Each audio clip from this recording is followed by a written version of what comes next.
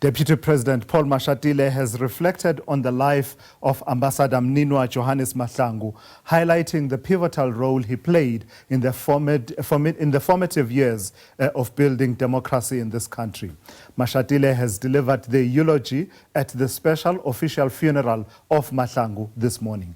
The service took place at the Steve Tshwete Banquet Hall in Middelburg in Mpumalanga. Mashatile says the country is honoring a man who played key roles in the fight for freedom and building the nation's democracy. Let's go live to Natasha Phiri, who's been tracking that funeral for us throughout the morning. And so, Natasha, just the words of the Deputy President there, reflecting the role Mninwa Mahlangu played in the formative years, albeit less pronounced and less publicized. I can only imagine the speeches that were delivered in honor of the late Mninwa Mahlangu.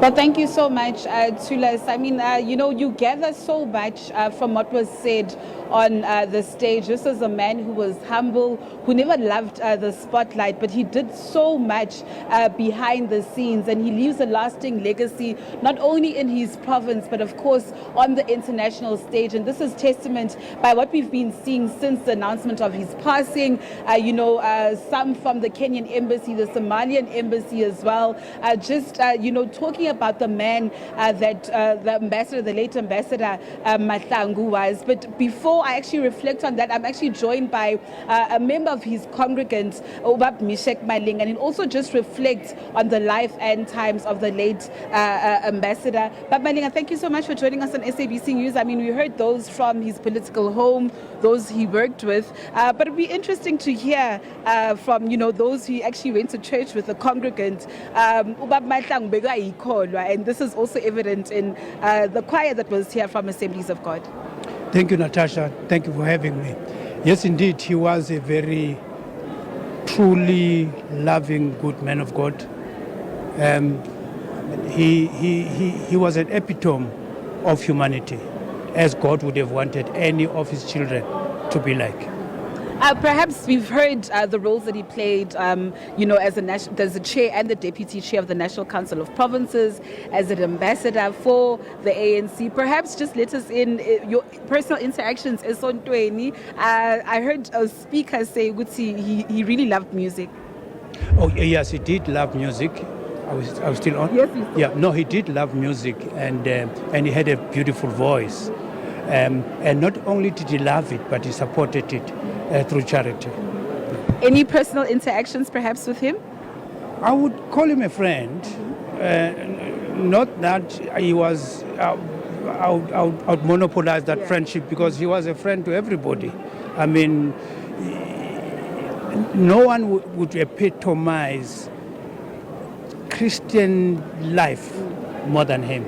So yes, he was friends to everybody, and of course I cherished that piece of friendship with him. And what out of his legacy, what will you take forward? Humble, hardworking, goal-oriented.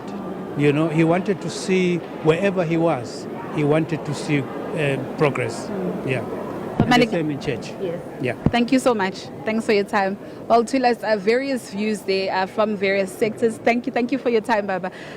From the church, those from his political home, and the presiding officers, in Parliament. Remember, like I said earlier on, he was the deputy chair of the National Council of Provinces, the chair of the NCOP, and I think this is crucial because, Tulas, remember the NCOP, is a link between provincial government, or is a link between people on the ground and Parliament. And of course he's been lauded as a great leader.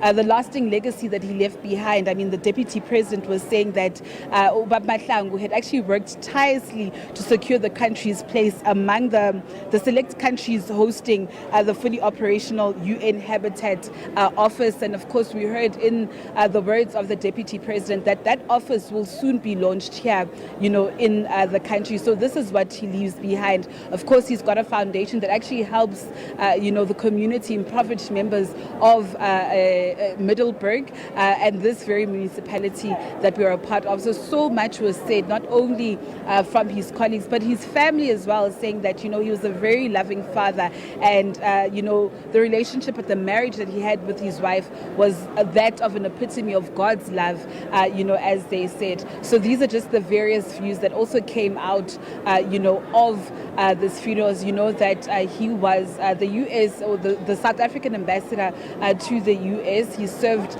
in that position for about 5 years, Tulas, and I'm mentioning this in the context of the interview that we just had not so long ago with Minister Ronald Lamola, and of course he just reflected there on that announcement by U.S. President Donald Trump, saying that he won't be attending this country's G20, but of course his deputy J.D. Vance will be attending, and Minister Lamola welcoming that, saying that he won't go into the nitty-gritties of the issue, whether some think that this move is one that actually undermines the country's sovereignty or the G20, but of course as South Africa, everything is well on track for the G20. But with that, Tulas, it's back to you in studio. All right, Natasha, thank you for that. And it's an apt send-off for the late Mninwa Mahlangu. If I can just quickly reflect, this is one of those perhaps celebrated laborers at the formation of our democracy, right? A negotiator at CODESA,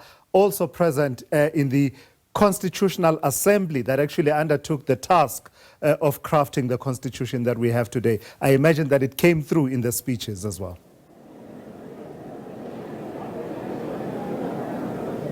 It did definitely come through in the speeches, Tulas. Of course, he was also an architect, in the words of the Deputy President, of our Constitution. He played a pivotal role in actually drafting the Constitution, something I personally did not know, but, found out as I was actually researching about this man. So, I mean, his life and the lasting legacy that he leaves is one of, a big, an intense amount, I beg your pardon there, Tulas.